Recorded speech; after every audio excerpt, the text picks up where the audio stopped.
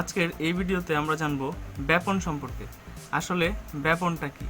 ব্যাপন হলো ওই প্রক্রিয়া যে প্রক্রিয়ায় ছড়িয়ে পড়ে বা পরিব্যাপ্ত হয়, আর এর ইংলিশ হচ্ছে ডিফিউশন।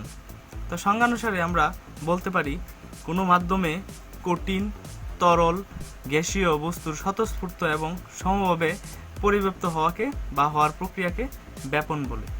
এর অনেক উদাহরণ দেওয়া যেতে পারে, তা আমি একটি উদাহরণ এখানে দিয়ে দিলাম।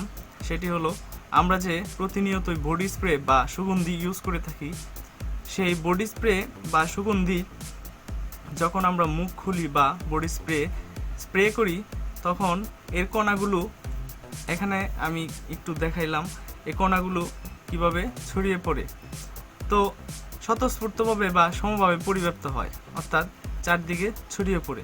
আর এটির একটি ভালো উদাহরণ হলো বডি স্প্রে। ব্যাপন এই প্রক্রিয়ায় খুব ভালো মতে হয়। আর এই বডি স্প্রে যখন আমরা ঘরের এক কোণায় যখন স্প্রে করি, তখন সারা ঘরে আমরা এর গন্ধ পেয়ে থাকি। তো এখানে বডি স্প্রে বা যে সুগন্ধির বোতলের শিশি আমরা খুলি, তখন এটা আমরা সহজে বুঝতে পারি। তো এছাড়াও তোমাদের বইয়ে প্রায় 3টি উদাহরণ দেওয়া আছে ব্যাপনের যে টপিকটা, এইটার মধ্যে তোমরা একটু পরীক্ষাগুলো দেখে নিবে। তো এটা খুব সিম্পল বিষয়। ব্যাপনটা হচ্ছে কি একবারে খুব সিম্পল, আসলে বুঝলেই হয় যে কিভাবে ছড়িয়ে পড়ে।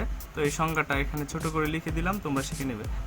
একটু নোট করা যেতে পারে, সেটি হচ্ছে গিয়ে যে পদার্থ কম সময়ে ছড়িয়ে পড়ে তার ব্যাপন হার বেশি, আর যে পদার্থ ছড়িয়ে পড়তে বেশি সময় নেয় তার ব্যাপন হার কম। তো এই ছিল ব্যাপন। তোমরা সহজে বুঝতে পেরেছো আশা করছি।